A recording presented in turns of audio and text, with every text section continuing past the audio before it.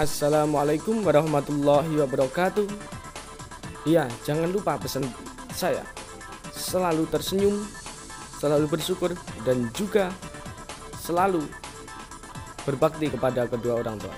Berjumpa kembali dengan channelnya Burhan Sentri yang menyediakan konten-konten mulai religius, sosial, dan juga lokasi-lokasi wisata yang cocok untuk rekomendasi kalian. Oke, jangan lupa tentunya untuk like, share, komen, dan juga subscribe di channel ini.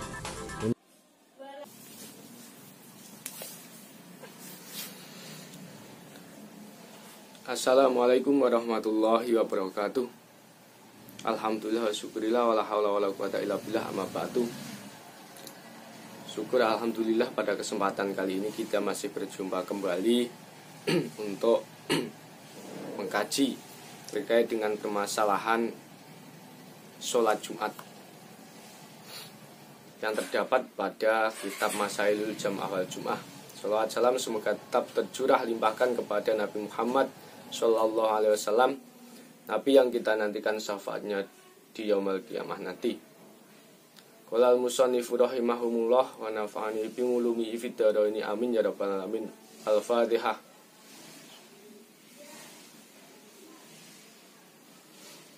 Kemarin kita sudah memasuki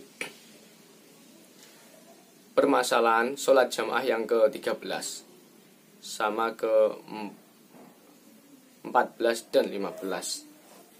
Jadi kalau yang ke-13 ketika kita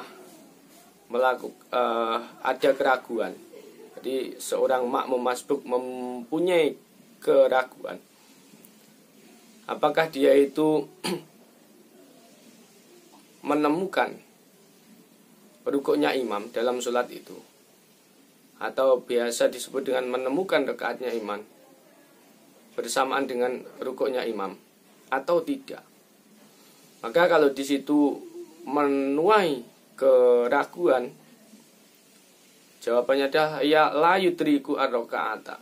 Jadi tidak menemukan ataupun menjumpai rakaat sholatnya imam. Sehingga apa? Ketika imam sudah selesai sholat, maka harus berdiri kembali menambah satu rakaat yang diragukan. Kenapa menambah satu rakaat? Karena tidak menjumpai rukuknya imam.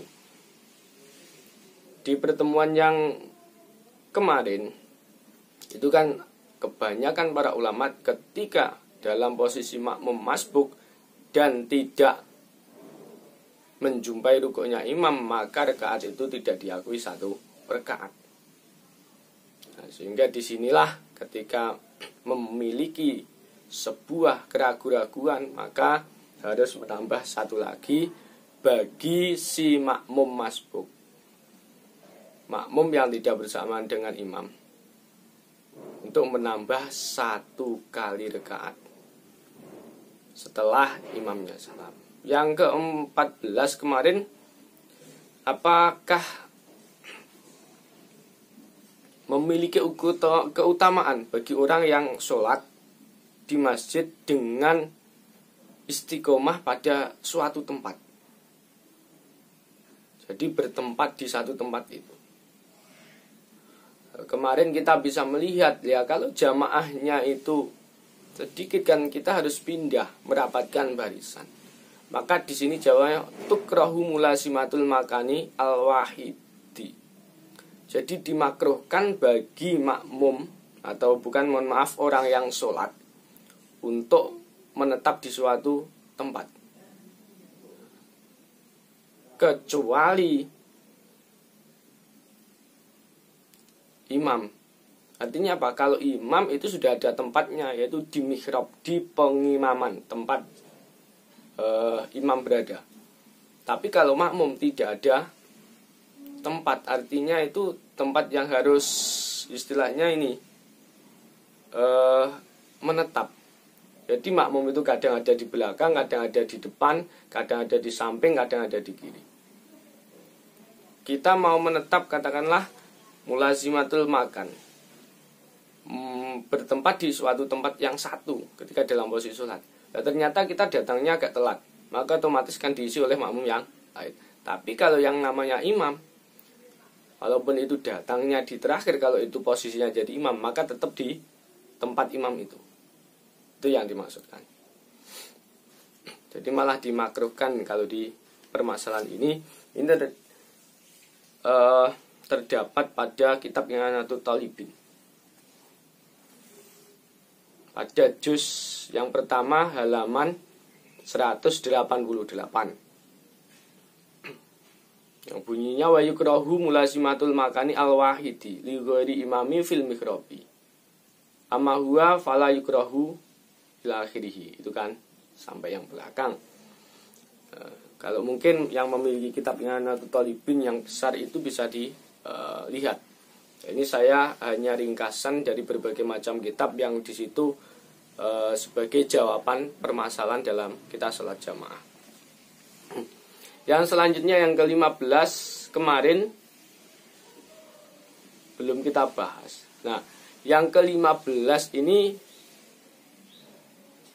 hal afdhalu. Ono tautawi ono faedah atau luwih afdhal. Hudurul jamaati tekani jamaah. Iku hudurul jamaati tekani jamaah. Fi ghairil masjidi ing dalem liyane masjid. Am hudurul masjidi utawa tekani masjid manga ghairil jamaati sartane tanpa jamaah. Nah, fadilah jamaah ya kan di lokasi selain masjid dan atau begini, datang di masjid tapi tidak jamaah, itu lebih utama yang mana? Bahasakan gitu. Jawabnya al-afdhalu utawi kang luwih utama iku hudurul jamaati tekani jamaah fi ghairil masjidi ing dalem liyane masjid. Kama kaya katerangan fi I'anatul Talibin ing dalem kitab I'anatul Talibin al-juz'a ing dalem juz asani kang kaping pindho shahifah atau halaman 5. Jadi apa fadilahnya jamaah itu ndak harus di masjid gitu loh. Dimanapun yang namanya jamaah kita mendapatkan fadilahnya sholat jamaah. Kak, ketika kita tidak bahasanya itu tidak nuntut begitu ya untuk melaksanakan sholat jamaah di masjid. Nah mungkin posisi rumah kita jauh mau ke masjid, kita mungkin sebelum pelaksanaan sholat itu kita tertidur sehingga tergesa-gesa. Maka bagaimana? Bisa berjamaah dengan keluarga yang ada di rumah. Apa? Untuk mendapatkan fadilahnya jamaah. Tapi lebih baik itu ketika berada di masjid kemudian di situ mengikuti jamaah. Ini jangan disalahpahamkan. Jadi kalau datang di masjid dengan berjamaah itu lebih utama juga daripada sholat jamaah tapi tidak di masjid. Akan tetapi kalau ada pilihan bahwa ketika kita di masjid kemudian kita tidak mendapatkan jamaah, ya kan, sholat, maka bagaimana? Kita boleh sholat di tempat lain ataupun jamaah di tempat lain.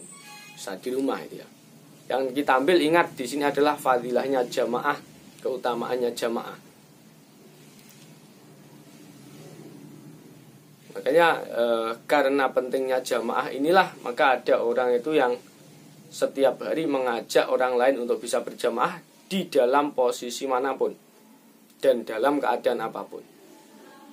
Mungkin karena kesibukan kerja dan lain sebagainya, akhirnya menuju masjid tidak cukup waktunya. Dalam hal ini untuk apa? Pelaksanaan sholat jamaah. Maka bisa jamaah di tempatnya. Tapi kalau masih ada waktu untuk sholat jamaah di masjid, maka ya sempatkanlah untuk sholat jamaah di masjid, karena itu lebih utama daripada ke masjid kemudian sholat sendiri. Maka akan lebih baik sholat jamaah di tempat yang lain di sini. Ini ada keterangan di kitab I'anatul Talibin juz yang ke 2 halaman 5. Silakan dicari. Qauluhu ini qauluhu utawi pengendikane musannaf. Ngarang kitab mengucapkan ataupun berkata itu ya. Walau ta'aradat, lamun perlawanan apa fadilatus sholati fadilai sholat fil masjid ing dalem masjid wal khudurilan utamane tekane jamaah kharijah ing dalem jabane masjid dan yang selanjutnya bisa dibaca di sana.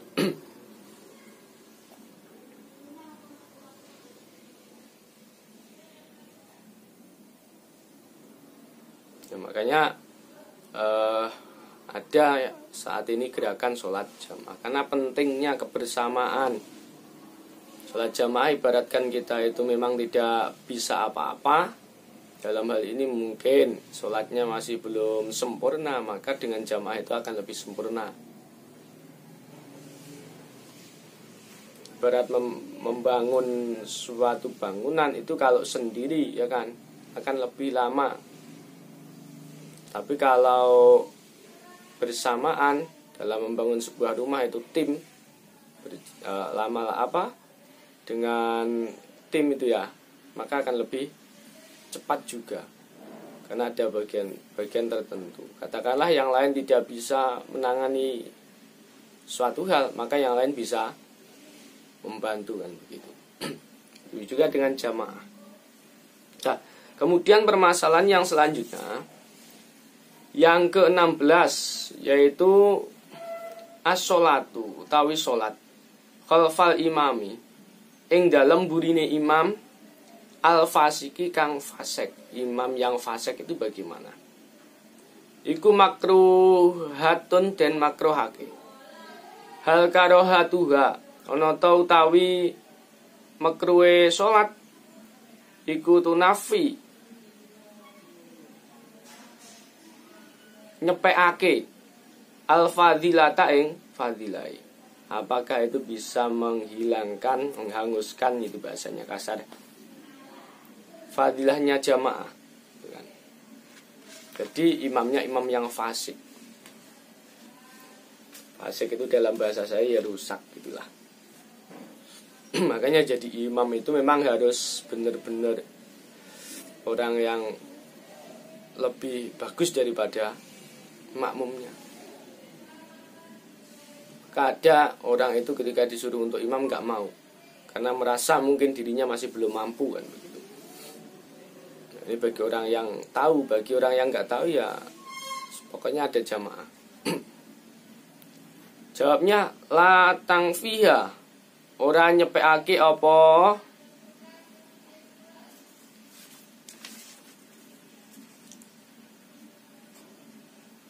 karohah ing fadilah. Jadi tidak menyepikan fadilahnya jamaah itu. Kama kaya katerangan fi inganati talibin ing dalam kitab inganatu talibin. Al juz'a ing dalam juz asani kang kaping.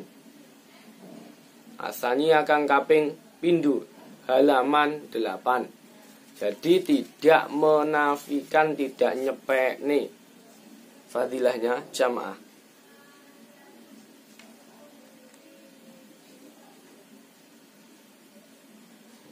Jadi tetap ada fadilahnya jamaah.